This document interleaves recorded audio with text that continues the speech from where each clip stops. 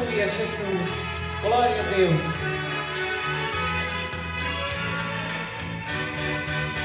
Se você está cansado, sua cruz está pesada, e se pensas que não podes prosseguir sua jornada, ergue os olhos para o céu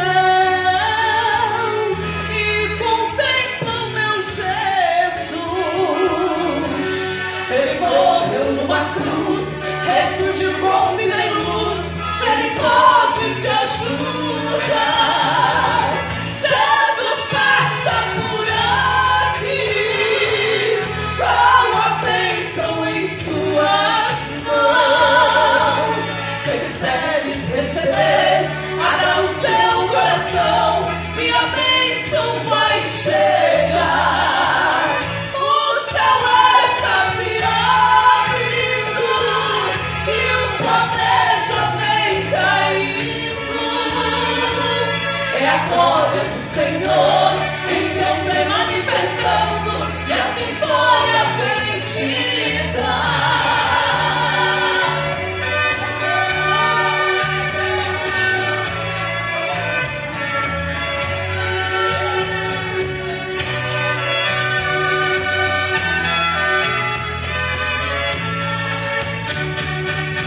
Nunca penses em tristezas, problemas ou aflições, pois o coração do crente sempre há consolação.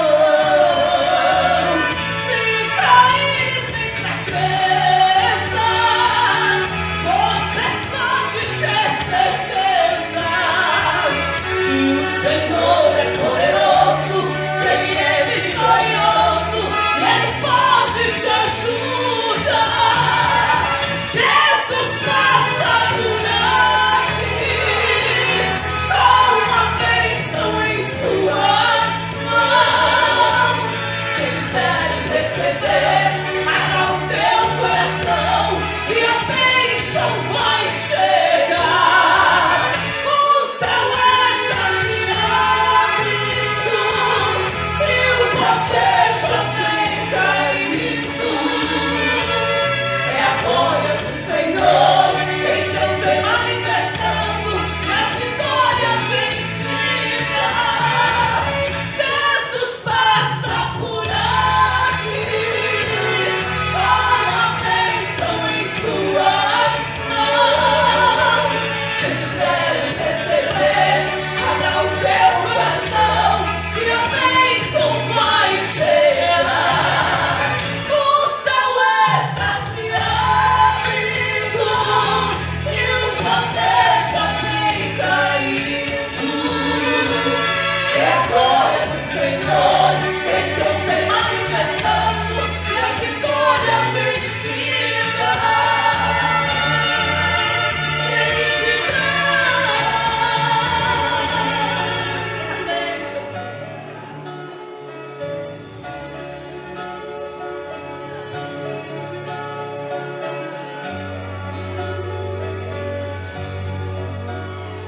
Ela quando o mestre ali chegou, numa casa ele entrou, ela então se apressou pra fazer o que sentia. Ela pegou um perfume muito raro dentro de um vaso caro, muito tempo de preparo pra usar naquele dia. Repudiaram o gesto dela e ela então ignorou o que ela mais queria.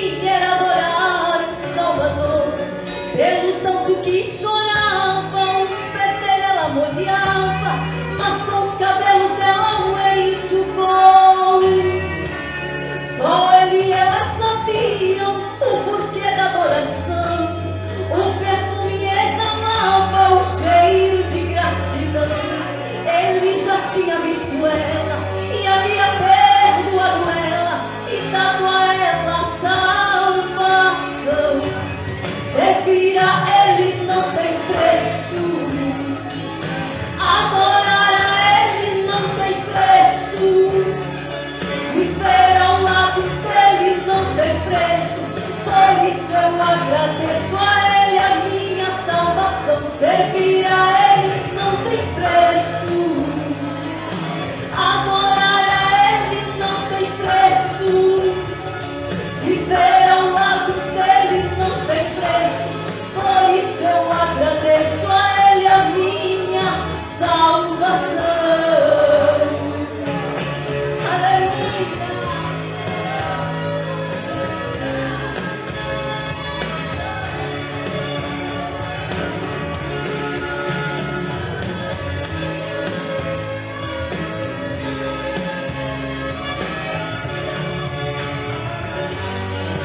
Repudiaram o gesto dela e ela então ignorou.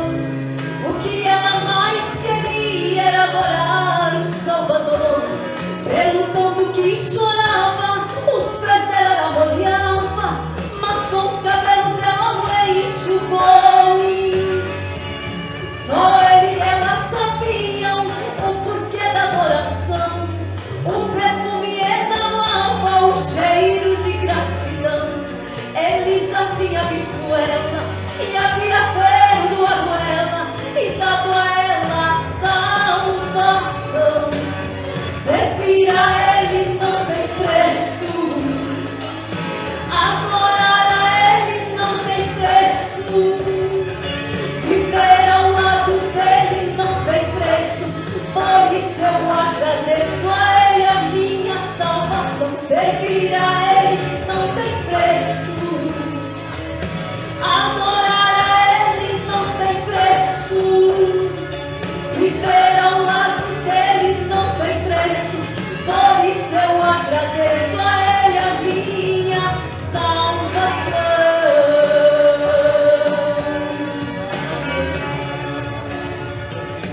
Bíblia, irmãos, no livro de Romanos capítulo 12, bem conhecido de toda a igreja, mas vamos estar lendo esta palavra, Romanos 12 e 2. Todos os irmãos que têm suas Bíblias, vamos estar lendo esse versículo que diz: e não vos conformeis com este mundo, mas transformai-vos pela renovação do vosso entendimento, para que experimenteis qual seja a boa e agradável e perfeita vontade de Deus. Palavra maravilhosa. Deus te abençoe.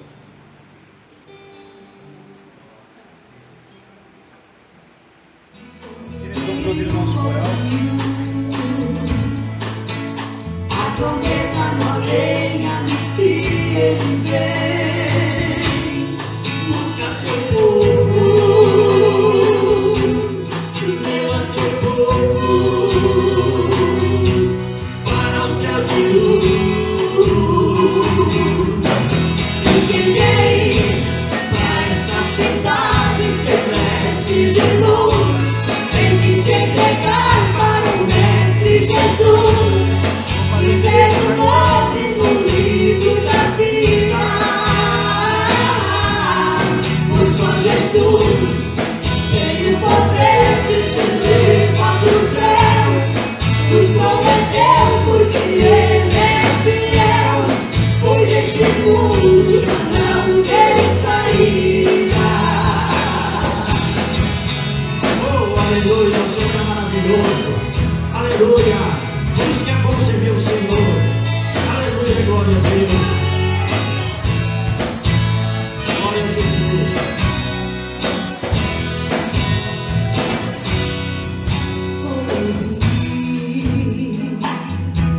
O som que ninguém nunca ouviu, a trombeta na orelha, se ele vem,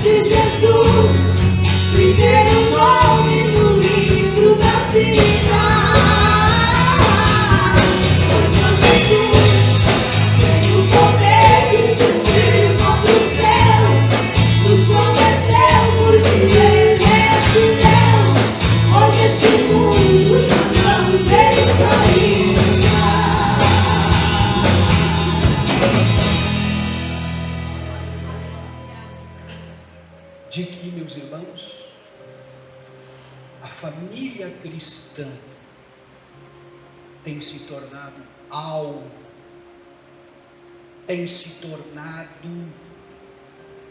um lugar como prioridade dos demônios, das ideologias destrutivas e desconstrutivas que estamos vivendo. Senhores e senhoras, irmãos e irmãs em Cristo Jesus, todo o assunto, todo o tema que é tratado nessa tribuna santa deve ser levado por cada ouvinte que está aí sentado como tema de grande urgência, que não pode ser colocado em segundo plano, e principalmente o tema do casamento e da família cristã. Nós estamos sob ataque. Nós estamos vivendo, meus irmãos, ferrenhos ataques infernais, e que já não é mais dito entre linhas. Não é mais dito entre linhas, não é? Porque eu estou falando aqui, ó, e você está vendo, eu estou falando olhando para o irmão. Por muito tempo, a igreja sofria ataques na área da sua definição de homem, de mulher, de casamento e de família, de maneira sutil. Repita comigo, de maneira sutil.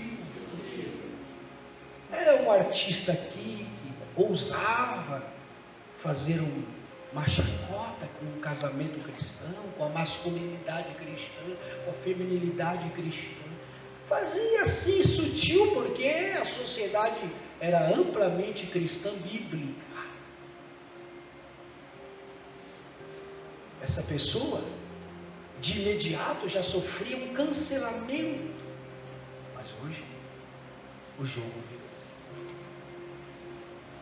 As pessoas estão dizendo, os artistas, as pessoas formadoras de opinião da nossa sociedade, desde a esfera artística, esportiva, política, estão dizendo de maneira clara: nós queremos destruir a família. Nós queremos desconstruir o casamento. E pasmem os senhores, elas não estão sendo mais canceladas.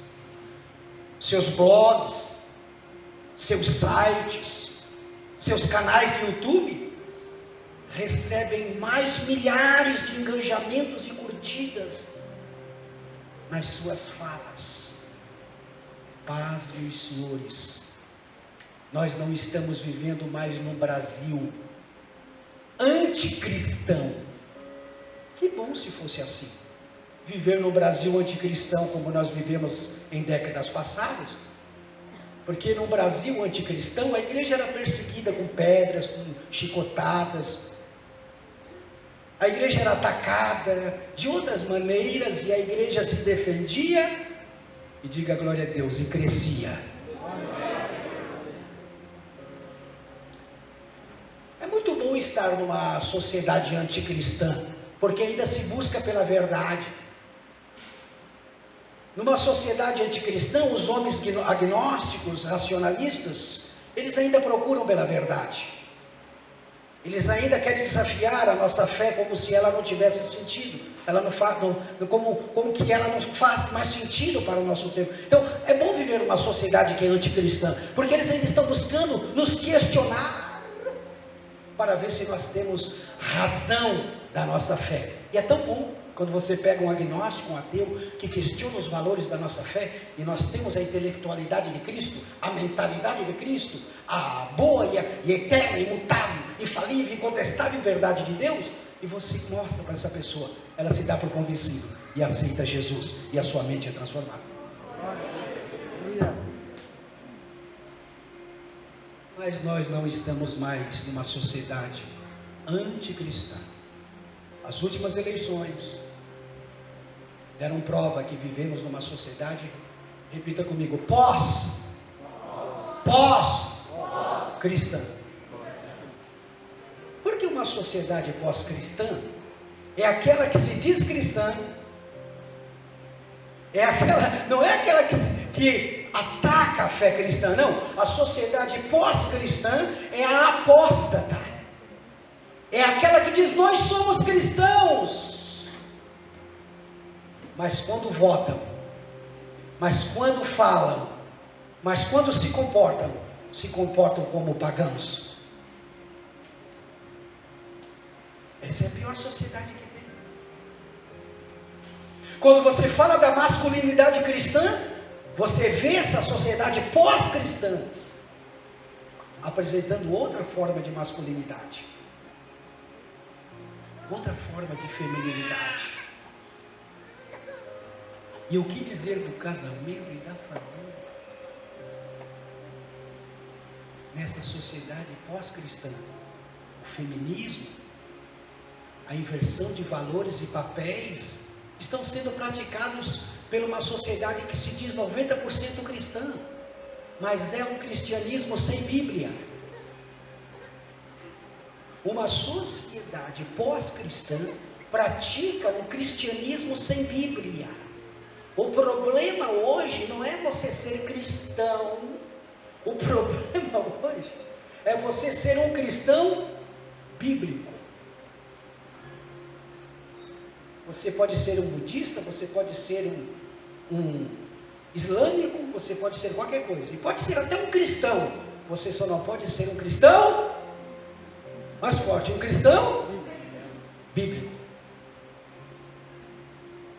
Eu mesmo tenho feito algumas conferências e seminários para plateias e auditórios distintos, simples e até mais cultos, mas eu tenho visto de olhos abertos que quando eu vou tratar de temas cristãos, como casamento e família, e eu começo a mostrar que como eu vou abordar esses temas é pela uma visão bíblica, eu percebo a resistência na hora, porque as pessoas esperam um coach em cima do púlpito que venha trazer regras de sucesso para o casamento, regras de sucesso para a família, mas que não sejam bíblicas. Só tem uma maneira de a sua família ser cristã, e o teu casamento ser cristão, e o teu casamento viver as bênçãos de Cristo, é se ele for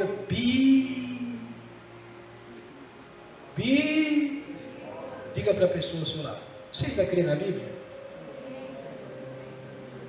Já pensou que tempo que nós chegamos? Estava dizendo para minha mãe hoje: mãe, chego na igreja hoje, eu tenho que perguntar se eu estou diante de uma igreja que ainda crê na Bíblia.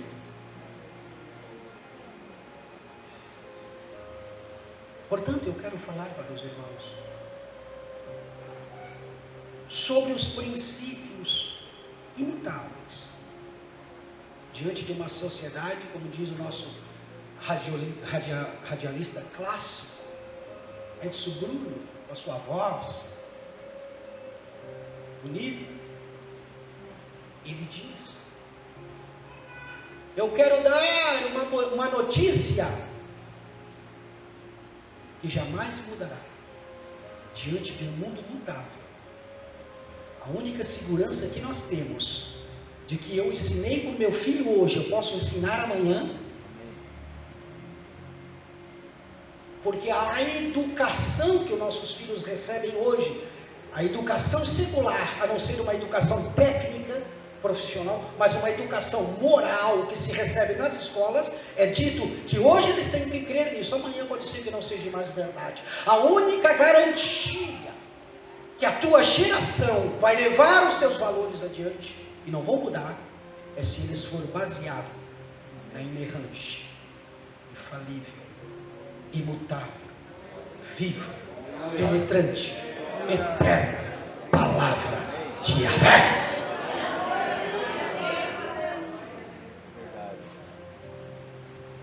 Portanto, com base nisso, irmãos, eu tenho alguns minutos para apontar aos irmãos casais E agora, dito essa palavra introdutória, já estou mais seguro de que estou diante de uma igreja que já entendeu que tudo que vou falar aqui é baseado e retirado e avaliado pelas Escrituras. Eu quero falar, eu acho muito lindo, irmãos, que o nosso alfabeto, nossas palavras, ou qualquer linguagem, ela é formada pelas consoantes e pelas vogais. Então, quando você junta uma consoante e uma vogal, você forma uma palavra, junta mais palavras, você forma uma frase, tem sentido. Então eu escolhi uma letra do alfabeto, a letra C, porque nós podemos fazer um sermonário com cada letra do alfabeto. Mensagem só com a letra A, mensagem só com a letra C, mensagem só com a letra D e assim por diante. Então, olhando para o nosso alfabeto, eu escolhi a letra C. Qual letra? C. A letra C, a terceira letra. E eu escolhi 7. Não sei se vou falar sobre todos, claro que não, absolutamente que não, porque isso aqui é um seminário talvez para 3 dias. Mas vou introduzir aos irmãos pelo menos alguns Cs que são indispensáveis para o fortalecimento conjugal do casal cristão, da família cristã. Porque vamos abordar nessas duas perspectivas, casal e família. Então, nós encontramos no mínimo 7 palavras ou princípios bíblicos que iniciam com a letra C. Eu achei isso aqui interessante de formar essa sequência de palavras que iniciam com a letra C, que são princípios que, quando compreendidos, o valor deles, e vivenciados e aplicados na prática do nosso relacionamento familiar e conjugal, não garante que nossa família não terá problemas. Não vim aqui dizer que é uma fórmula mágica, uma receita de bolo, faz assim que vai acontecer isso. Não, porque olha, quantas vidas tem aqui, quantas histórias tem aqui, infância, adolescência e assim por diante, quantas histórias tem aqui. Então, mas em geral, são princípios que, quando compreendidos e quando aplicados com temor a Deus, eles podem gerar, dentro do meu casamento e da minha família, um ambiente saudável. Pode ajudar a curar feridas, traumas, que podem condenar a minha família e o meu casamento à dissolução e à catástrofe, que nem nós lutamos para que isso não aconteça. E louvemos que a igreja tem esses departamentos que estão de ajudar, de aconselhar, de se organizar e gerar convivências saudáveis na casa de Deus. E a primeira palavra, irmãos, formada pela letra C, que eu escolhi com os irmãos aqui, é o C do compromisso. O C do compromisso. A Bíblia, meus irmãos, o nosso Deus, o Deus bíblico, ele desenvolveu um plano tão lindo para a humanidade. Tem início, tem meio e tem. Nós já passamos pelo início, já passamos pelo meio e já estamos no fim. Quando você faz um curso básico de teologia, você vai aprender que esse plano redentor histórico de Deus está amarrado em alianças, em acordos. Começar pela aliança com Noé, é a primeira aliança que aparece na Bíblia, não é no Éden, é a aliança de Noé. Tá? E a partir disso, vamos até o milênio, desdobrando alianças, onde Deus faz acordos, Deus faz compromissos. E quando nós falamos de família, quando nós falamos de casamento, você consegue pensar num casamento sem compromisso? Você que é filho, por gentileza, quantos jovens tem aqui? Por favor, faça um gesto com a mão direita ou esquerda. Jovens. Bastante. Não sei se você vive com responsáveis, com as avós, ou com seus pais biológicos ou adotivos, mas você consegue pensar em cuidadores, em protetores maternos e paternos, sem que eles estejam, ou eles tenham no seu estilo de vida o compromisso? Consegue pensar nisso? Quando nós falamos de uma relação de empregado com patrão, o que acontece quando um empregado ele não tem compromisso? Tem algum microempresário aqui que tem pessoas que trabalham? Fechado? Aqui tem? Não tem aqui? Tem, olha aí. Você sabe. Como é que é? Agora você pensa um casamento sem compromisso. Você pensa um filho que não tem compromisso. Que envolve um acordo entre pares, entre partes. O casamento já é chamado de uma aliança. Já traz a ideia de que existe um contrato. E que nesse contrato traz uma resolução, traz um inventário de compromissos de ambas as partes. Os filhos têm o seu compromisso. E tenha absoluta certeza, meus irmãos e irmãs, famílias, casais que estão aqui, que o que garante a integridade do nosso casamento, o que garante a fidelidade num casamento, muitas vezes, não é a condição financeira, não é a comodidade do lar, da casa, dos bens, mas o que pode garantir que dentro de um casamento, de uma família, exista integridade, fidelidade, é que existe compromisso entre o casal e entre os irmãos e entre os filhos com os pais com os filhos e os irmãos entre os irmãos. Muitos divórcios, muitas tragédias familiares podiam ser evitadas se esse princípio bíblico que está centrado no caráter de Deus, porque quando Deus entra em aliança com o homem e ele faz um compromisso na aliança, pode o homem se tornar infiel, mas todavia Deus jamais se tornará infiel. Eu fiz um estudo no livro de Cantares, versículo a versículo, para dar um seminário na igreja que eu estava pastoreando. Comecei, mas não terminei porque acabei me despedindo na terceira reunião do seminário.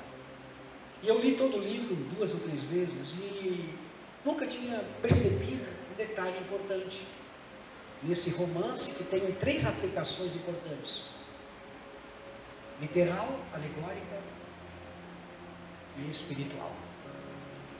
E eu descobri algo novo, que quando eu comecei a encontrar a palavra amor, amado, amada, passou de 80 vezes no livro de Cantares de Salomão, até onde depois do fim eu até me cansei de cantar as variações subjetivas, adjetivos e de verbos da palavra amor. Às vezes amor, amado, amado meu, eu amo, ela varia as formas, desde verbo até adjetivos. Mais de 80 vezes a palavra amor aparece aí.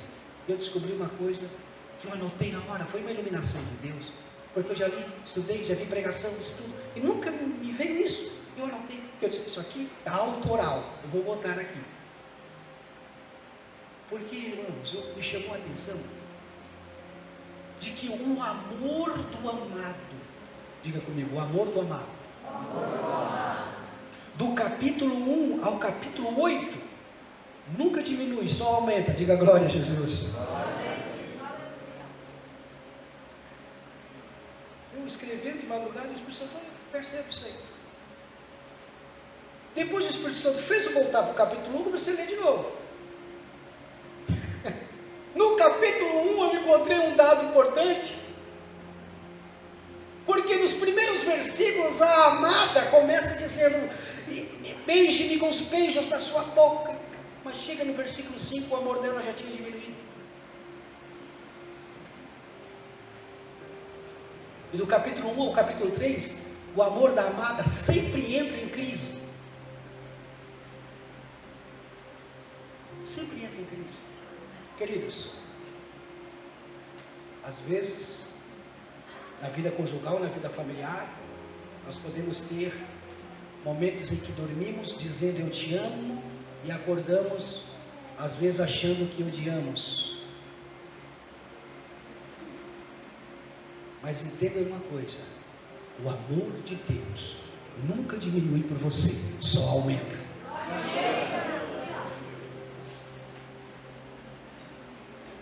Agora, quando esses fenômenos de transtorno, digamos assim, porque agora estamos vivendo uma patologização, uma medicalização das doenças psicológicas, não é mais pecado, agora tudo é doença psicológica, tudo é psicopatia, tudo tem um nome, ou é bipolaridade, ou é transtorno de humor, ou é o que era pecado e mau caráter, está virando tratamento terapêutico psicológico dentro da igreja. É outra palestra que eu dou sobre a influência da psicologia, roubando a suficiência da palavra de Deus. Por isso que não tem muitas agendas, né? Irmãos e irmãs em Cristo Jesus, se não quisermos ser deixados para trás, para fazermos parte da igreja emergente que surge diante de nós, a igreja Laodiceia, eu convido a você a fazer parte da Filadélfia, que mesmo tendo pouca força, não nega a palavra do Senhor. Às vezes esses altos e baixos do amor, da intensidade conjugal, do amor entre pais e filhos, pode sofrer essas alterações. Se perguntar para minha esposa se ela já teve vontade de me deixar, ela vai dizer nunca. Mas eu acho que de me bater já. Ela é uma polaca, ucraniana, ela é da Ucrânia. Imagina como é que está a Ucrânia, os russos pelejando contra a Rússia. Viu como é que os ucranianos não se rendem, não. A minha esposa é ucraniana.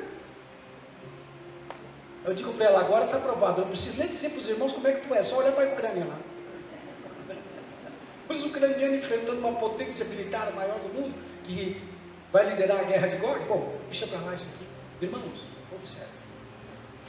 Pode sofrer alterações circunstanciais e momentâneas. E às vezes, nós poderíamos ter inúmeras razões emocionais e psicológicas para dizer que não amamos mais e que não temos razão por que mantermos o nosso casamento. Mas nesses momentos de crise,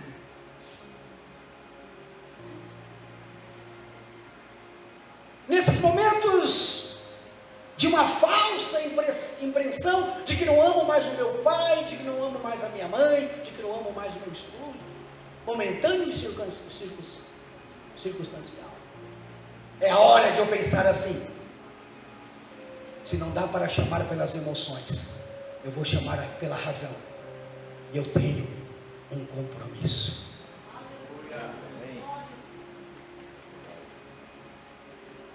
E eu não casei só porque eu tinha emoções. Porque até porque, irmãos, nós estamos vivendo a revolução dos afetos.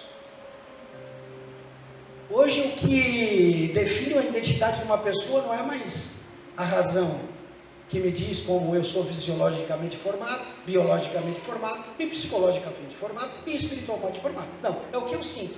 Se eu sentir que eu sou um cachorro, a partir de amanhã eu saio latindo. Pronto, todo mundo tem que me considerar que eu sou um cachorro, senão eu entro no processo contra ti.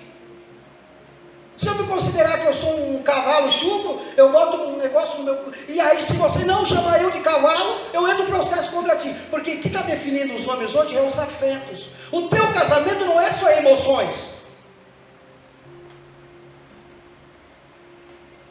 O relacionamento familiar não é baseado somente nas emoções fugazes. Que de repente, por uma razão, o teu pai não te deu um bom dia pela manhã, um bom dia à tarde, você já tem motivos para ser mal educado, desrespeitoso. Se o teu esposo cansado chegou do trabalho e talvez entrou com o sapato meio sujo dentro de casa, você já tem uma lista de razões para chutá-lo. Nosso casamento e nossa família não é só por emoções. Nós somos governados, diga comigo, por convicções que estão acima das emoções. São as convicções de que eu tenho um compromisso na minha família.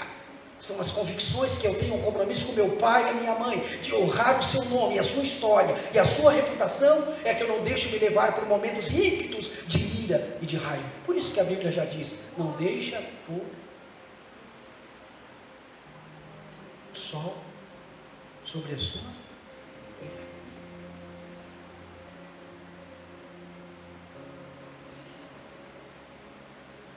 Em tempos estáveis, agora aqui no Meleiro, uma tia conduzindo um sobrinho na moto, foi passar numa ponte, e a enxurrada levou, e fatal, desolador para uma família, não foi, será? Até porque eu não sou da família, nem os conheço, quem não fica abatido? Embora vivemos em tempos de tanta insensibilidade, que as pessoas assistem amortecidas manchetes de jornais, comendo x-salada e hambúrguer, como se estivesse assistindo a Netflix. Não há mais sensibilidade nenhuma. Mas ainda há pessoas que, ao verem cenas como essa, se colocam no lugar da família e sentem-se condoídos. Porque a ponte ruiu. Em momentos estáveis, de tempestade, no meu relacionamento conjugal e familiar, no meu relacionamento com as minhas filhas, porque, irmãos, a fruta não cai muito longe do... A minha filha mais velha, ela tem mais treinamento que eu, né? E ela é advogada, mora sozinha. E às vezes ela quer até dar uma de promotora da justiça comigo, né? Falando em artigo e lei e tal.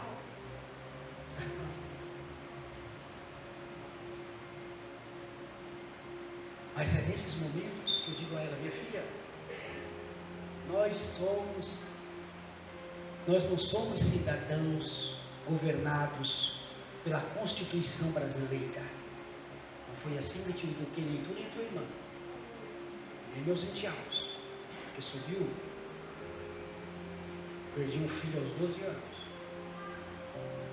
Não foi assim que eu criei vocês.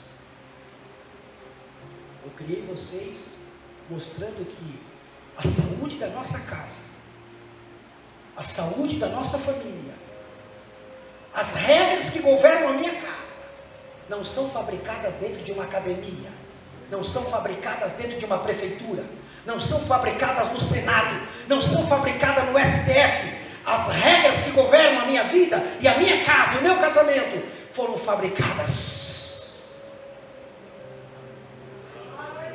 foram geradas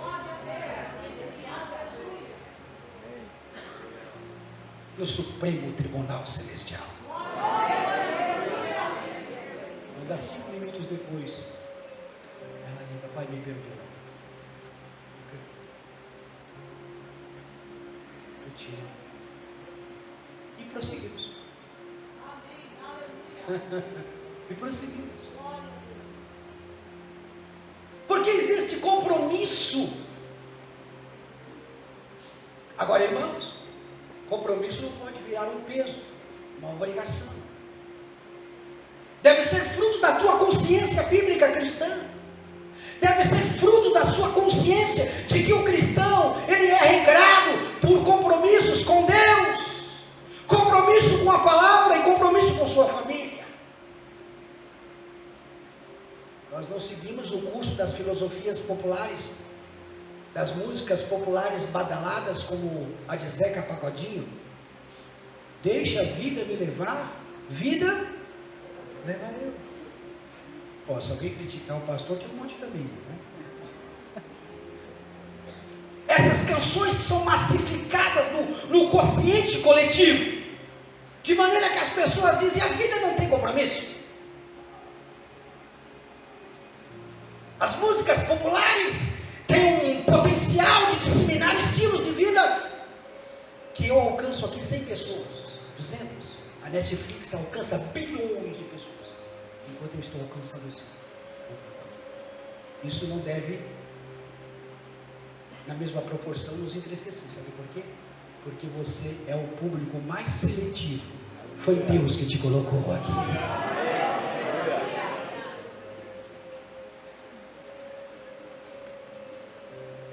Não deve ser uma obrigação mesmo.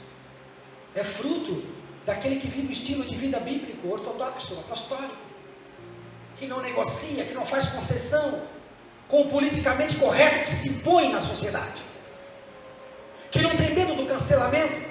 Agora o governo da Bahia disse que deveria ser criminalizada a expressão "você precisa de Jesus". E existem políticos trabalhando para que versículos bíblicos sejam criminalizados, como transfobia, como preconceito. Imagine, você não puder mais dizer para outra pessoa, ou se você disser no Brasil de que você precisa de Jesus, a pessoa pode te entrar com processo.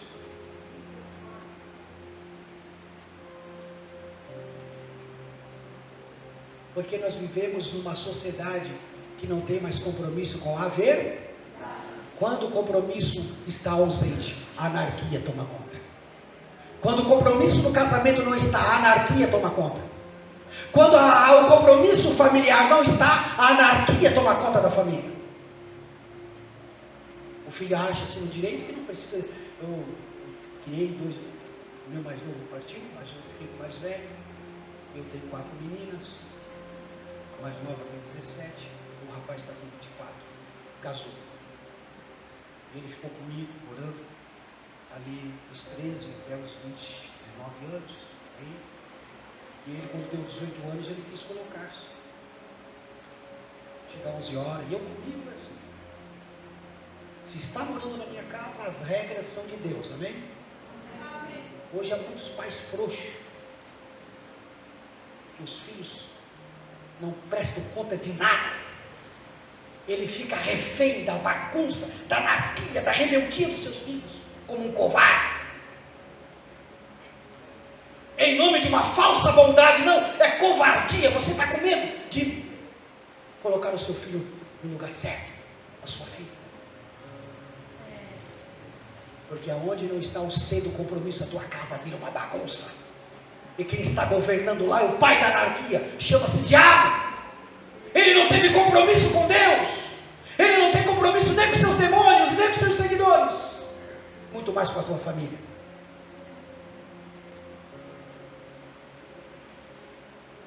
E o dia que ele chegou, às 11 horas em casa, eu estava acordado, estava sentado esperando ele. Não, mas eu já sou de maior, eu tenho que estar dizendo agora que eu vou chegar.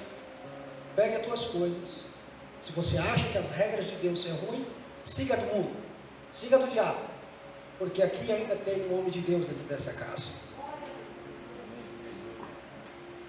Que se aumentar, eu disse, você tem que compreender uma coisa, as regras não vão mudar.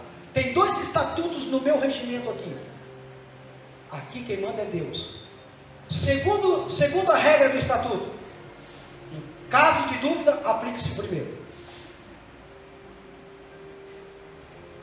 Hoje é um homem gerenciando uma rede de hotéis.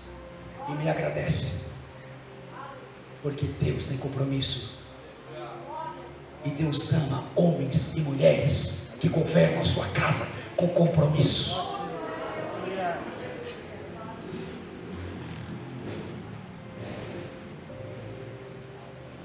Porque quando os tempos turbulentos chegarem, o que vai garantir a travessia segura da tua casa, que ela não vai cair da ponte, o que vai garantir a travessia segura dos teus filhos, e você vai dizer, mesmo que ele escolha o caminho dos tortos lá na frente, pelo menos eu tive compromisso. Eu não abri mão dos meus compromissos como pai, como mãe, não transferi para os meus avós, não transferi para a escola, não transferi para a creche, o compromisso que é de um pai e de uma mãe. O Estado, alguns estados europeus, americanos, e no Brasil, já existe essa ideia tomando força. A educação não é papel dos pais, a educação é papel do Estado. Mal a mãe ganha bebê no hospital, já tem alguém lá para dar uma vaga na creche. E alguém diz, olha que prefeito maravilhoso, que governador, já tem vaga para o meu bebê, nem uma semana que eu ganhei, já tem vaga na creche. Esse é o cristianismo, esse é o Brasil pós-cristão. Porque educar dá trabalho. Educar nossos filhos, muitas vezes nos fazem nossos filhos nos ver como antipáticos, como inimigos. Faz os nossos filhos franzerem a testa. Educar é uma arte de amor. Mesmo quando nós provocamos dor, nós estamos mostrando amor. O que vai garantir uma travessia segura para o outro lado da nossa família é a ponte do compromisso, que está firmada, suas bases no caráter de um Deus que tem compromisso. Ele disse, eu venho. Sabe aquele adágio antigo que dizia, vamos assinar o contrato aí? Não precisa. Eu sou daqueles ainda do... Irmãos, eu estou admirado, porque esse adágio aí é bem antigo, mas é uma igreja bem jovem, né? Ou tem alguém acima dos 80 anos aqui? Tem alguém? Não? Uma igreja jovem aqui, tá? Mas veja, quando uma verdade não consegue ser anulada, ela persevera mesmo por gerações.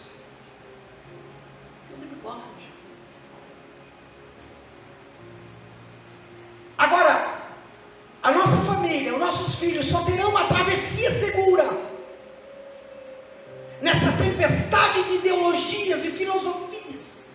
Ou agora, conversando com esse meu colega, que foi pregar hoje à noite ali na sede de Recife, ele disse assim, sabe que o meu irmão faleceu, conheci, meu irmão dele era alcoólatra na época, estava no Desafio Jovem, sempre que meu irmão faleceu. Agora veja isso, até me veio aqui agora, companheiro. Deus me trouxe aqui agora, se me lembrou agora isso aqui. Para encerrar aqui mesmo, não vou mais longe não. Vou parar só nesse ponto. E volto outro dia aqui, amém, irmãos? Amém. E aí eu disse, olha, tu sabe que teu irmão há 20 anos atrás construiu a minha casa em Criciúma? Ele, a parte da frente, que era de material, a parte de trás de madeira, no pátio da minha sogra. E ele construiu a parte de material, é mesmo, meu irmão, sabe que ele faleceu? Sim.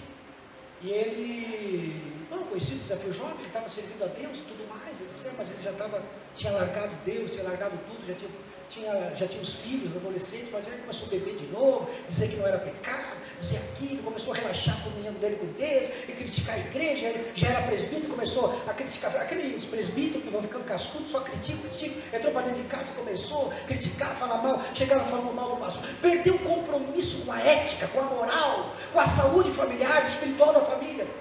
Ele faleceu, ele estava dizendo para mim, olha, os filhos dele, adotou um estilo de vida homossexual, a menina adotou um estilo de vida lésbica, a mulher está largada, porque ele abriu mão ele morreu, e quebrou, antes de morrer ele quebrou a ponte do compromisso. Os filhos não conseguiram fazer a travessia, mergulhar. Diga comigo nessa noite, em nome de Jesus, eu quero sair daqui, um homem, uma mulher, um pai, uma mãe, um filho, consciente de que eu tenho um compromisso com a minha família. Quantos podem dar glória a Deus? Para encerrar, antes de orar com você,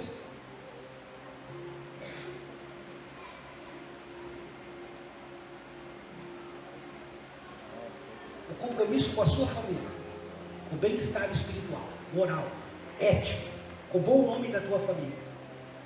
Eu me lembro que quando eu era pequeno tinha um homem chamado Zé Gamela. E ele deixou a família dele famosa no bairro. Famosíssima. Até hoje eu encontro pessoas da minha época, que já são avós. Tu lembra? E o que deu da família do Zé Gamela? Sabe por quê? Porque ele era conhecido como um homem sem compromisso.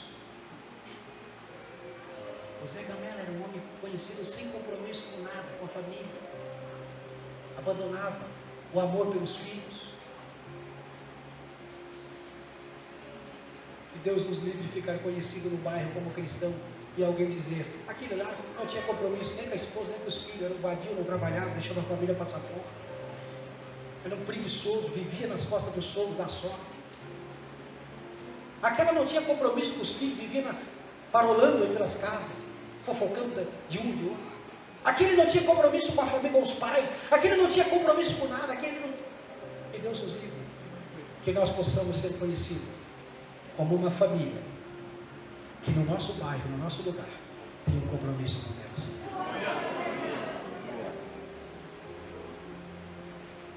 Porque é o compromisso com os valores e a verdade é que vai fazer a nossa família sobreviver em tempos ruins. Só esse lado aqui, diga comigo, o compromisso com a verdade, com os valores divinos, com os valores bíblicos, é que vão garantir que a minha família seja forte em tempos ruins e seja forte em tempos bons.